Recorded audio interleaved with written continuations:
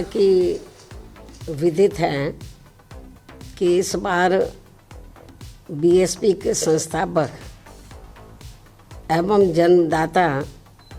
मान्यवर श्री कांशीराम जी की जयंती को होली व अन्य त्योहारों के कुछ ही घंटे बीत जाने के बाद दिनांक 15 मार्च को खासकर यूपी व दिल्ली सहित पूरे देश में इनके अनुयायियों ने अपार संख्या में इकट्ठा होकर इसे विभिन्न स्तर पर मनाया है और अपने श्रद्धा सुमन अर्पित किए हैं, जिसके लिए पार्टी उनकी अति आभारी है। साथ ही होली सहित अन्य विभिन्न त्योहारों के बीच इस बार मान्यवर श्री कांशीराम जी की जयंती जिस अति उत्साह व जोश के साथ मनाकर उनके अनुयायियों ने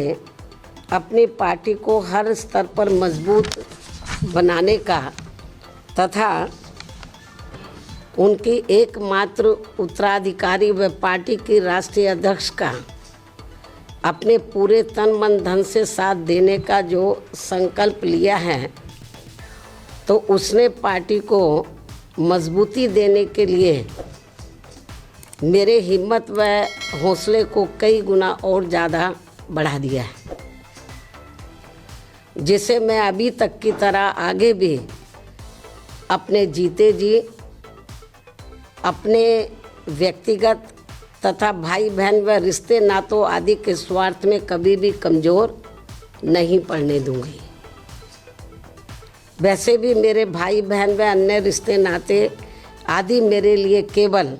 बहुजन समाज का ही एक अंग है,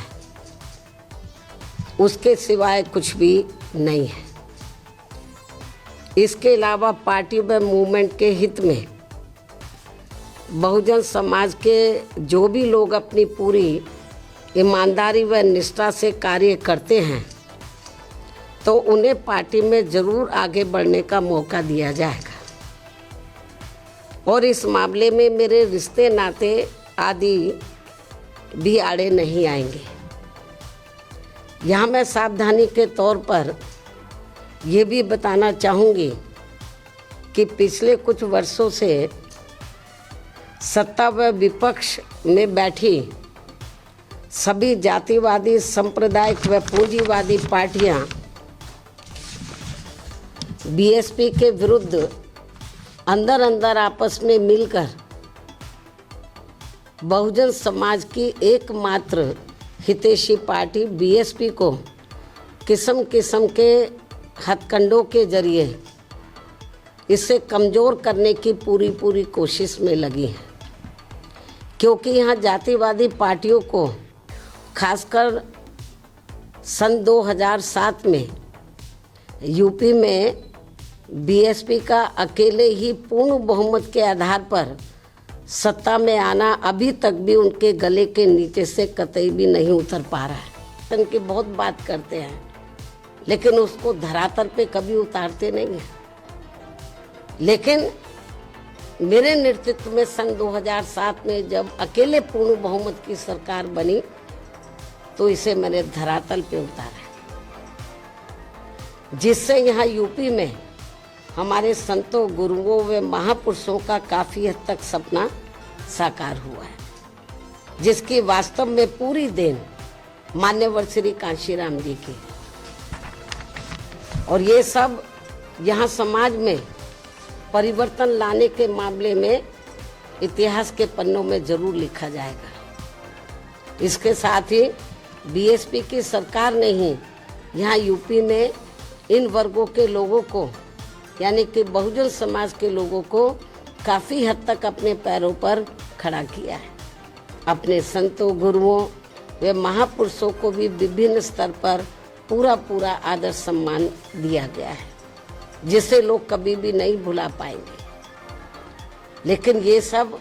यहाँ सभी जातिवादी पार्टियों के गले के नीचे से अभी तक भी नहीं उतर पा रहा है। इसलिए अब वे इन वर्गों में से स्वार्थी किस्म के लोगों को आगे करके उनके जरिए विभिन्न नाम पर अनेकों छोटे छोटे संगठन व पार्टियां आदि बनवा के बीएसपी की इस ताकत को बांटकर इसे कमजोर करने में लगे, जिनसे बहुजन समाज के लोग जरूर सचेत रहें। यही समय की मांग है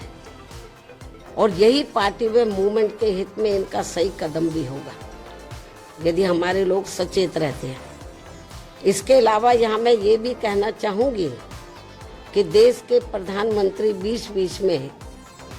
अपनी खुद की गरीबी का तो जरूर उल्लेख करते रहते हैं, लेकिन इन्होंने दलित व अन्य उपेक्षित वर्गों के लोगों की तरह यहाँ कभी भी कोई जातीय भेदभाव नहीं झेला है, जो ये सब हमारे संतों, गुरुओं व महापुरुषों ने समय समय पर झेला है, जिसे अभी भी इनके अनुयायी काफी हद तक झेल रहे हैं। इसलिए पार्टी के मिशनरी व परिपक्व लोगों से आज मेरी ये भी पुरजोर अपील है कि वे ये सभी जरूरी बातें अपने बच्चों व खासकर युवा पीढ़ी को जरूर हमेशा बताते रहें, जिनको तैयार करने की भी वास्तव में सही जिम्मेवारी इन्हीं लोगों की ही है। इस उम्मीद के साथ ही अब मैं पुनः होली आदि के त्योहारों के बीच में इस बार मान्यवर श्री कांशीराम जी की जयंती बड़े जोश व उत्साह के साथ मनाकर इनके अनुयायियों ने जो उनको अपना पूरा आदर सम्मान दिया है तथा मेरे साथ साथ इनके करोड़ों अनुयायियों का भी काफ़ी हौसला बढ़ाया है, उन सभी का हार्दिक दिल से आभार प्रकट करते हुए अब मैं अंत में यही कहना चाहूँगी कि इस समय संसद सत्र चल रहा है,